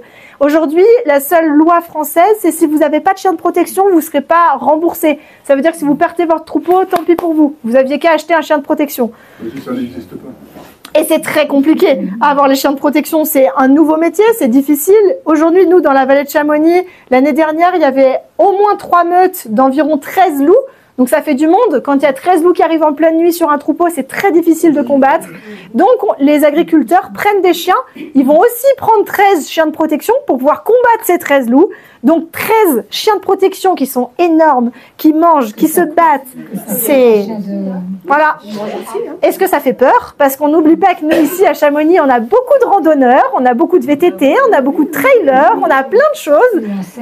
Exactement. Et tous ces gens, ils finissent à la gendarmerie et ils portent plainte contre les agriculteurs en disant « Mais c'est pas possible, ils ont des chiens dangereux dans la montagne !» Puis les agriculteurs, ils disent « Mais moi, ça me saoule, j'en veux pas de ces chiens. Prends-les si tu veux, mais débarrasse-moi du loup. » Puis quand l'agriculteur tire sur le loup, on lui dit que c'est un monstre. Donc tout le monde en souffre. Exactement. Exactement. Donc moi, j'essaye de témoigner de ça dans aucun sens. Hein. Moi, je vous explique pourquoi on veut un loup, pourquoi l'agriculteur il souffre, pourquoi nous on souffre. Parce que concrètement, toute personne qui va utiliser la montagne aujourd'hui se retrouve confrontée à des patous et ils savent pas comment faire, ils savent pas comment réagir. Et l'idée, du coup, c'est de faire le plus de sensibilisation possible, d'expliquer aux gens comment réagir quand ils sont face à un troupeau, face à un chien de protection, puis d'expliquer que l'agriculteur, il l'a pas choisi non plus, nous non plus. Donc la problématique, elle touche tout le monde. On est au début de l'histoire. Peut-être que dans 4, 5, 10 ans, on aura trouvé des solutions. Entre-temps, il n'y a plus qu'à prendre son mal en patience, penser à chaque personne, à chaque niveau. Et quand on rencontre des chiens de protection, il y a quelques gestes simples. Ne pas les regarder dans les yeux, ne pas essayer de les caresser. C'est un geste de soumission de caresser sur la tête un chien. Donc on fait pas ça. On les regarde pas. La meilleure solution, c'est de prendre quelque chose dans les mains. Si vous avez un sac à dos, une gourde, ce que vous voulez, vous prenez dans les mains, vous regardez, vous vous détournez, vous vous en allez, vous montrez que vous n'êtes pas intéressé par le troupeau.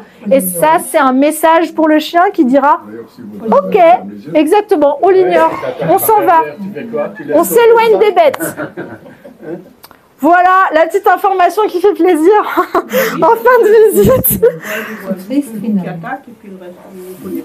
Ouais, exactement. C'est très difficile de connaître toute l'histoire. Et en fait, bah, c'est un peu le but de l'association, c'est qu'on soit là pour faire passer ce genre de message, parce qu'aujourd'hui, c'est ni à l'école, ni à la télé, nulle part qu'on va vous parler de ce genre de problématiques.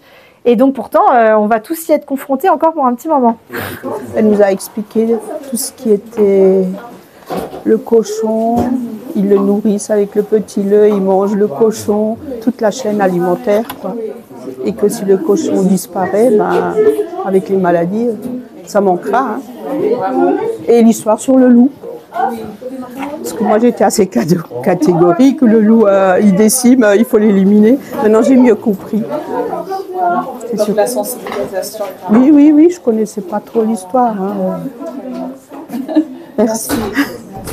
Alors bonjour et bienvenue sur Rencontres et Réseaux, la chaîne qui vous raconte une histoire à la fois. Donc aujourd'hui nous sommes à Valorcine, donc je suis venue rencontrer Daphné.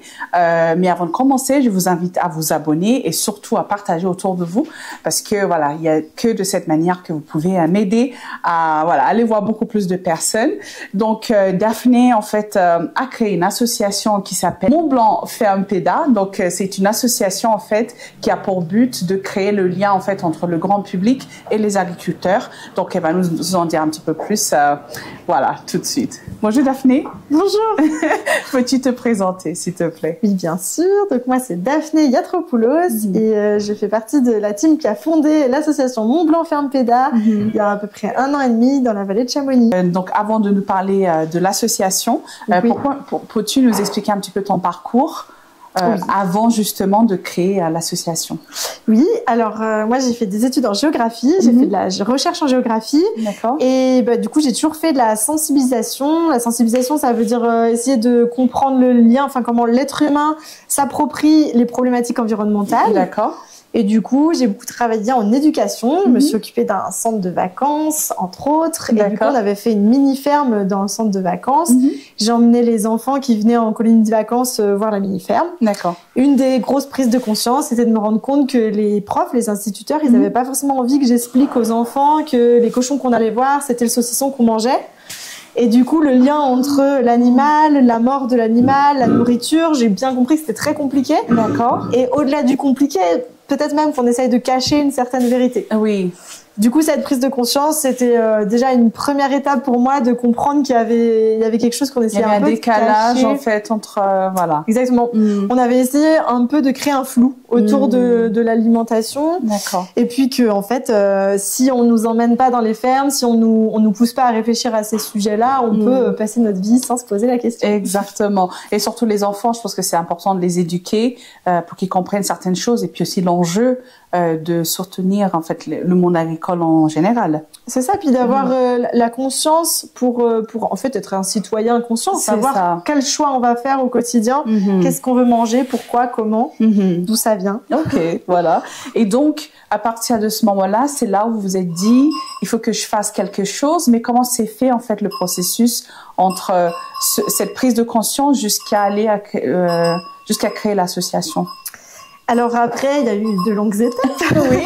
Mais globalement, après, j'ai passé aussi un diplôme agricole. Et puis, parce que l'agriculture, c'est vraiment la base de toutes les sociétés. Donc, quand on étudie la géographie, on comprend bien que c'est vraiment la base de tout. Oui. Et en fait, je me suis rendu compte que moi, ce qui m'intéressait, c'était ce côté expliquer, sensibiliser. Et en fait, en tant qu'agriculteur, quand vous voulez vous installer, on vous demande d'être producteur. Donc, pour être reconnu en tant qu'agriculteur en France, il faut forcément avoir des bêtes, produire un aliment, avoir des bêtes ou du végétal, mais il faut produire. D'accord. Et du coup, c'est comme ça qu'on a notre titre d'agriculteur. Et malheureusement, quand on produit, c'est déjà énormément de travail. Et du coup, si on est concentré sur la production, on a du mal à être concentré sur tout le reste qu'il y a autour. Oui. Dont la sensibilisation, mais aussi, en fait, juste faire connaître son métier, être en lien avec le reste des métiers, faire du lien, tout simplement, dans la société. Oui. Du coup, si on doit choisir entre faire ce lien ou produire, si on veut être agriculteur, le choix il est vite fait, on doit produire. Absolument. Donc ça m'a un peu alertée sur le fait que dans la conception du monde agricole actuel, c'est difficile d'avoir de la place pour quelqu'un qui voudrait faire de la sensibilisation et refaire du lien. C'est parce que ça fait beaucoup de choses à la fois, comme tu dis, et voilà. Donc et on demande déjà énormément à un agriculteur. Il faut qu'il soit éleveur, donc inséminateur, qui protège, qu'il arrive à être médecin vétérinaire pour gérer ses bêtes. Il faut qu'il soit commercial pour vendre ses produits. Voilà. Il faut qu'il soit tout à la fois, qu'il arrive à faire du foin, à protéger les animaux, à faire du fromage. Enfin bref, c'est déjà énormément de compétences. Oui. C'est des gestionnaires d'entreprise. Et en fait, si on leur demande en plus d'être des pédagogues et de leur expliquer leur métier, ça commence à faire beaucoup. Du coup, c'est de là qu'est venue l'idée de dire, mais en fait, si on peut pas demander à l'agriculteur lui-même de parler de son métier, il faut que quelqu'un d'autre le fasse. C'est comme ça que l'idée de créer une association qui serait un support externe à l'agriculture, qui viendrait aider l'agriculteur sur tout ce qu'il n'a pas le temps de faire. Oui. Et du coup avec des gens qui sont spécialisés dans la pédagogie, après on peut imaginer plein de choses, le service peut être grand et varié. Oui. Mais dans l'idée en tout cas, c'est vraiment quelque chose d'externe qui vient aider l'agriculteur là où il n'a pas le temps. Ok. Et donc, quel est le but justement de l'association? Donc certes pour venir aider les agriculteurs, on va dire, à parler de leurs produits, de leurs fermes, etc. Mais toi, ta mission principale, c'est quoi? Je pense que dans les débuts de l'association, ma mission, c'était déjà de faire comprendre aux agriculteurs qu'on pouvait peut-être les aider et qu'ils pouvaient nous faire confiance, qu'on pouvait travailler ensemble et qu'il y avait une demande parce qu'ils sont souvent très timides, très, on va dire, en dehors de la société. Oui. Et du coup, ils ont du mal à imaginer que les gens peuvent être assez curieux pour venir payer, pour venir voir leur monde, comprendre ce qu'ils font. Et que du coup ça intéresse du monde, que ça vaut le coup. Oui. Donc voilà, une partie déjà très pédagogique autour du monde agricole. Après il y a la même chose à faire autour des visiteurs, du tourisme ou même des locaux. Venir expliquer pourquoi c'est important de venir voir une production agricole et pas forcément juste aller voir une ferme pédagogique où on va caresser des animaux, rencontrer les animaux. C'est super, mais le monde agricole c'est encore autre chose, c'est de la production alimentaire qui peut être en lien avec l'animal ou le végétal. Oui. Donc on va encore un peu plus loin dans la réflexion Et du coup, bah voilà, la première étape, c'était vraiment créer des statuts, créer un concept, essayer d'avoir un genre de business plan qui permette d'avoir une structure viable et prouver que c'était possible. Absolument, oui. Et Voilà. donc ton but aussi, c'est sensibiliser justement le grand public. Oui. Donc comment est-ce que tu fais ça? Parce que il y a des gens qui sont complètement déconnectés justement de ce monde-là. Oui, alors je pense que déjà nous, les gens, ils font eux-mêmes la démarche de venir nous voir. D'accord. Sauf dans les cas où c'est des séminaires, par exemple, où là, c'est un séminaire d'entreprise, donc la personne vient parce que son entreprise lui a demandé de venir. Oui. Sinon, sur tous les autres cas, c'est des gens qui ont fait eux-mêmes la démarche de venir faire une visite à la ferme. Donc, ils sont volontaires, ils sont plus ou moins curieux. Exactement. Après, ils sont plus ou moins sensibilisés quand même. On peut avoir de tout. Moi, du coup, mes messages, ils sont assez simples. Il n'y a pas beaucoup d'ambition finalement. C'est déjà juste leur faire passer un moment directement avec l'animal. Ensuite, leur expliquer ce que c'est que la nourriture aujourd'hui. Donc, comment l'être humain, il a sélectionné les animaux pour produire. La différence entre un animal sauvage et un animal d'élevage. qu'un agriculteur il vide sa production, donc c'est une entreprise, c'est comme n'importe quelle entreprise. Bouygues, c'est une entreprise, et on sait qu'il est là pour faire de l'argent. Un agriculteur, c'est pareil, il doit en vivre, il a un système, il a appris à faire son métier, et des écoles qui nous forment, voilà, tout ça, déjà de réexpliquer ce que c'est que la production alimentaire réellement. Donc valoriser justement... Voilà, le métier tel qu'il est, et puis dire ce qu'on n'a pas envie de dire. Alors là, j'y vais petit à petit en fonction des sensibilités, mais j'essaye en tout cas d'apporter à tout le monde la notion de pour faire du lait, il faut faire un petit. Le petit après, il nous sert plus à rien. Qu'est-ce qu'on en fait? Est-ce que vous y avez déjà pensé? Moi, j'essaye d'avoir aucun jugement, d'être le plus objectif possible, mais de donner l'information. Absolument. Et c'est très intéressant. Souvent, les enfants, déjà, ils sont super curieux et ils ont des réactions hyper inattendues. C'est des fois ceux qui sont le plus ok avec le fait, c'est normal, c'est normal, c'est la vie. C'est comme ça. Ça les choque presque moins qu'un adulte qui en fait se rend compte que toute sa vie, il n'a pas réalisé l'impact qu'il avait quand il faisait un choix alimentaire. Du coup, voilà, on pose des petites pierres sur le chemin. Et puis après, les gens, ils en font ce qu'ils veulent, mais l'idée, c'est qu'au moins, ils l'ont entendu une fois. Exactement. Voilà. Et en fait, pourquoi pas? Parce que voilà, tu travailles avec des adultes, des enfants. Donc pour les enfants, ça pourrait peut-être amener à des vocations. On sait pas en tout cas. C'est sûr. L'avenir, c'est nos enfants, donc c'est bien qu'ils soient sensibilisés sur ces sujets-là. Ben oui, c'est rigolo parce que l'année dernière, au printemps dernier, j'ai une petite qui devait avoir 8 ans à peu près qui m'a dit merci beaucoup parce que grâce à vous, j'ai trouvé mon futur métier. Et je lui ai dit c'est quoi? Et elle m'a dit je vais faire des crêpes. Et là, je me suis dit, waouh, je ne vois pas du tout le rapport avec la visite qu'elle a fait chez moi. Et en fait, elle m'a expliqué que, en fait, maintenant, elle avait compris comment on faisait de la farine, comment on faisait du lait, comment on faisait des œufs. Et du coup, elle pouvait faire des crêpes et que c'était super rentable de faire des crêpes. Voilà. Génial. Non, mais c'est ça, en fait. On peut avoir des passions, Tu travailles avec combien de fermes et dans quel secteur, justement? Alors, cette année, du coup, pour la première année, on a travaillé seulement dans la vallée de Chamonix. Et l'idée, c'était d'aller voir tous les agriculteurs de la vallée et de leur proposer le service. Il y en a avec qui c'était bien plus simple de commencer qu'avec d'autres, tout simplement parce qu'ils vont avoir soit un lieu qui est plus propice, une organisation, etc. Donc, en fait, on travaille avec tous ceux avec lesquels on a réussi à mettre quelque chose en place cette année, entre l'hiver et l'été. L'hiver et l'été, ça change parce que forcément, l'été, les troupeaux montent en alpage.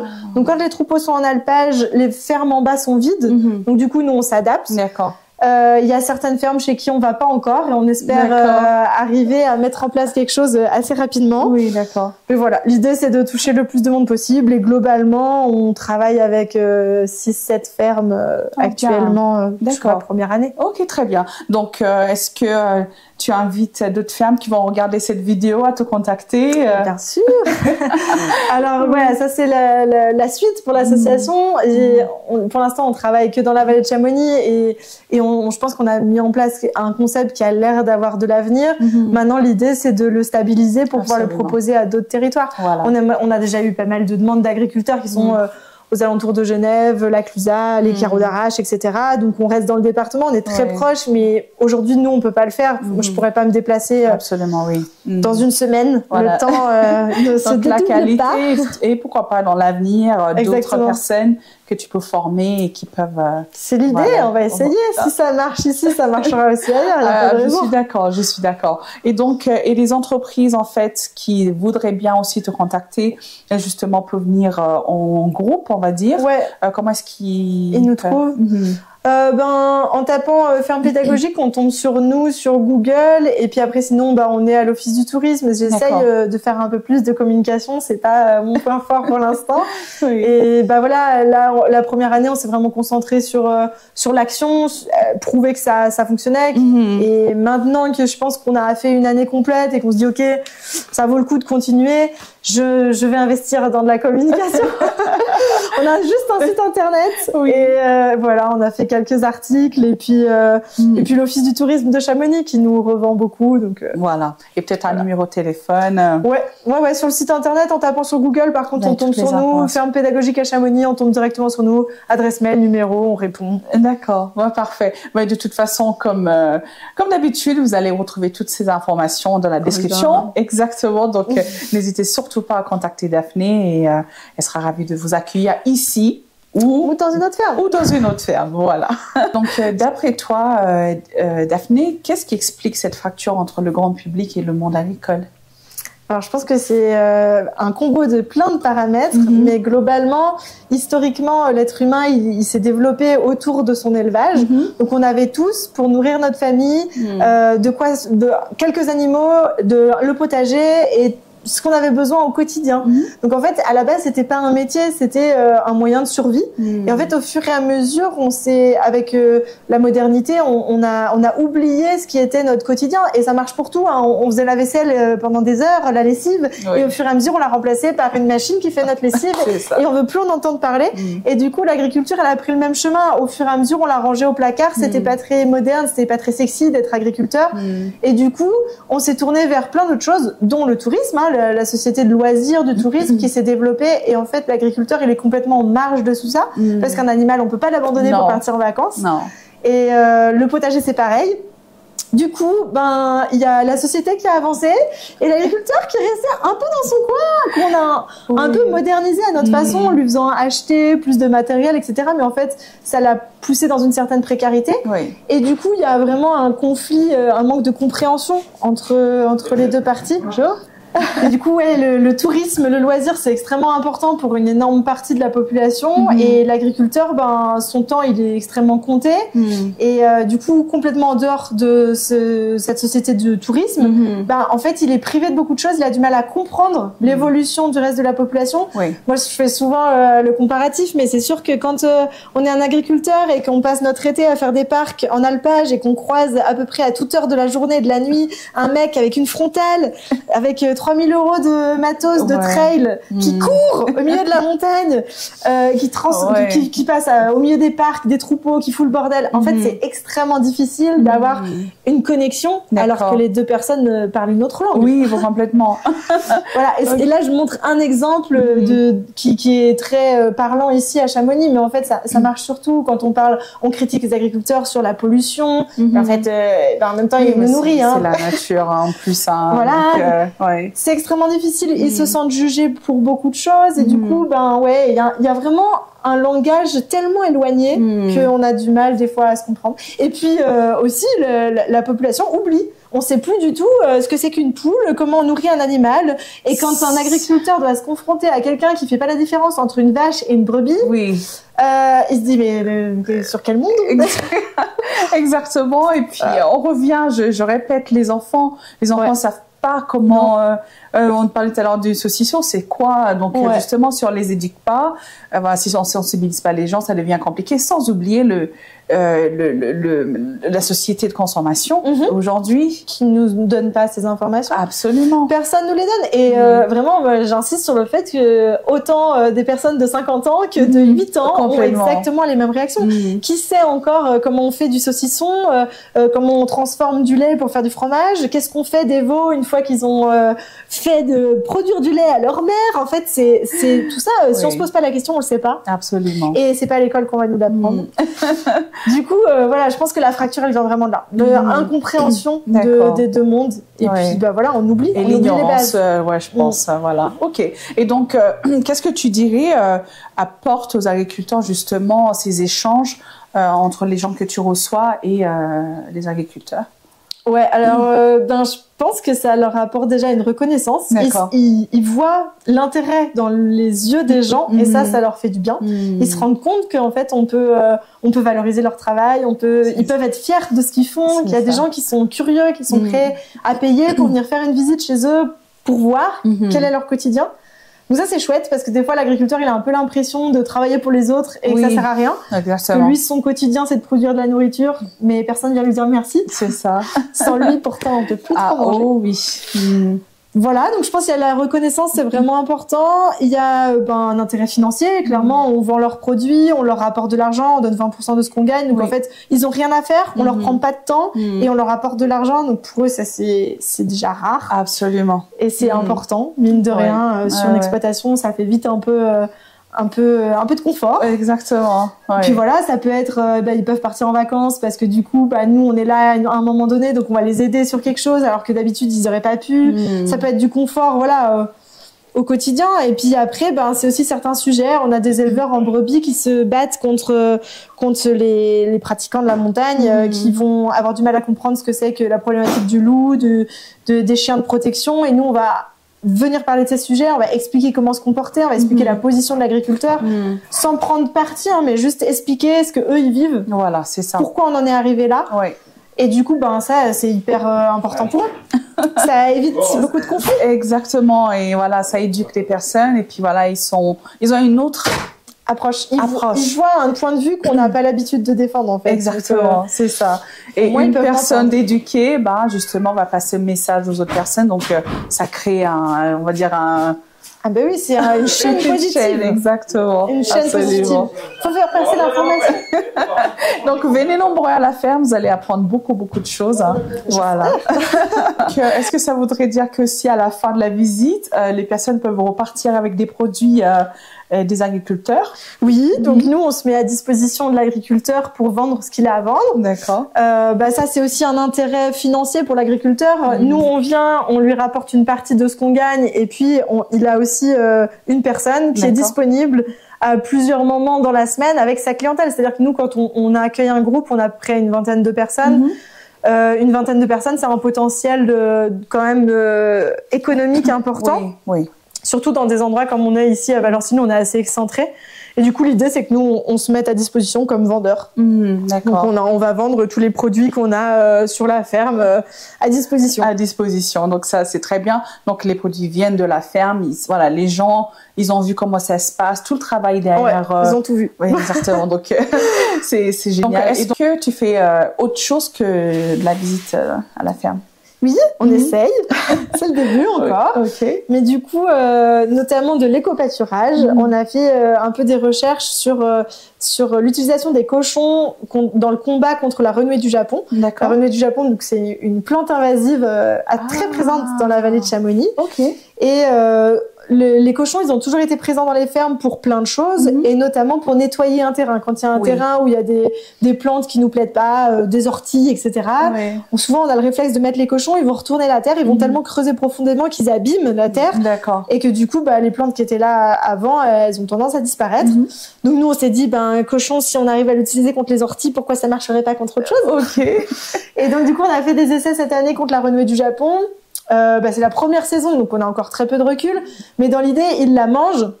La renouée du Japon, c'est une plante fourragère à la base. Donc ça nourrit les cochons. Là, on a les premiers cochons qui reviennent de l'abattoir qui ont été nourris exclusivement avec de la renouée du Japon.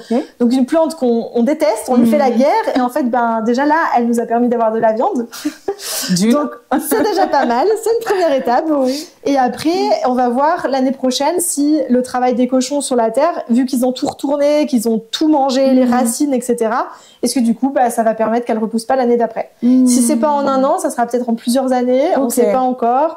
On va replanter derrière, voir comment faire pour mettre toutes les chances de notre côté, d'éviter d'avoir ces renouées qui reviennent. Mais en tout cas, le cochon peut permettre en tout cas d'agir sur la plante. Pareil pour les chèvres, elles adorent les feuilles et elles mangent les fleurs. Comme la renouée, pour se reproduire, elle fait des fleurs qui vont replanter les prochaines renouées. Ouais. Si on fait brouter les fleurs, une chèvre va s'en nourrir, c'est pareil, elle va revenir, elle nous fait de la viande, du lait, et en échange, on n'a pas replanté la renouée. C'est ça. Donc encore un avantage. Et puis pareil, chèvres et moutons en général, ça permet de pâturer, de brouter l'herbe. Donc cette année, on a lancé sur quelques terrains, sur quelques hôteliers dans Chamonix, on a mis des chèvres. 2 chèvres par parc. L'idée, c'est d'éviter de couper avec un engin mécanique. Oui, c'est ça. Éviter de passer la tondeuse, avoir des chèvres à la place. Voilà. Ça permet d'avoir les employés des hôtels, mais aussi les visiteurs qui peuvent venir voir ce que c'est qu'une chèvre. Diminuer la pollution. Ça, plus de particules fines parce qu'on n'utilise pas un moteur thermique. Et puis, on a une petite chèvre qui va venir nourrir la prairie. Et puis, voilà, ça permet de remettre un peu des animaux au centre-ville. Wow. Historiquement, tout le monde le faisait, hein. Mais c'est juste pareil, l'agriculteur a plus le temps. Il a des gros troupeaux. Il va éviter de venir, lui, mettre juste que 2 bêtes à un endroit, faire un parc, etc. Donc, nous, l'association, on s'occupe de faire ça. D'accord. Et on rend les bêtes à l'agriculteur derrière. En gros, tout simplement, on fait ce que lui n'a plus le temps de faire. Donc, ça voudrait dire qu'il y a une recherche quand même, toi, de ton côté, enfin, l'association, on va dire, il y a une recherche quand même pour améliorer aussi la vie des agriculteurs, en quelque sorte. Le but, c'est de les aider, clairement. Et de montrer qu'ils peuvent faire tellement plus que seulement produire en grande quantité. En fait, c'est aussi l'être humain est devenu éleveur, c'est parce que ça servait à tout. Oui. Et juste, on s'est un peu concentré sur la grosse production. Et du coup, tout ce qui était à côté, ça disparaît petit à petit. Oui. Alors que ça nous apporte tellement. C'est ça, c'est ça. Ok, d'accord. Bon, voilà. Génial. Là, comme ça, je pense aux abeilles aussi qui font partie de l'écosystème. On en a besoin. Donc, les plantes, flore et faune, tout est important. L'agriculteur, il le sait, mais souvent maintenant, les services techniques de la communauté de communes, ils ont oublié. Du coup, c'est bien de refaire le lien, qu'il y ait de nouveau de la discussion entre les deux. Et je pense que c'est ça qui est important. Ah, génial. Donc, bravo, Daphné. Continue. Merci beaucoup. J'espère continuer. Non, continue parce qu'on a besoin justement de un petit peu essayer de reconnecter, discuter. Le grand public, les agriculteurs, la communauté de communes, toutes ces personnes qui sont importantes justement, parce qu'on a besoin d'eux. Clairement, c'est ensemble qu'on fait le meilleur travail. Exactement. Donc Daphné, tu sais que cette émission s'appelle Rencontre et Réseau. Oui. Et donc je vais justement à la rencontre des agriculteurs, des associations, tellement de personnes. Et le but, c'est de créer un réseau justement autour de la chaîne. Ouais. Et donc je demande toujours à ce qu'on me propose d'autres personnes à aller voir. Et est-ce que tu as une petite idée pour moi? Ici dans la vallée, il y a Perrine qui a fait une société qui s'appelle Eco Studio, qui travaille sur le culinaire. Elle fait de l'alimentaire, elle représente la nature, les écosystèmes avec de l'alimentaire. Oh, génial! Elle a un projet sur les alpages. J'espère qu'on travaillera ensemble sur les alpages bientôt. Ah oui. Et elle fait des choses magnifiques. Ok. Donc, je te conseille d'aller la rencontrer. Waouh, j'ai hâte de venir vous rencontrer aussi, Perrine. En tout cas, merci beaucoup, Daphné. Oui, avec je t'encourage à continuer. Merci de venir. À bientôt. Au revoir, merci. Au revoir.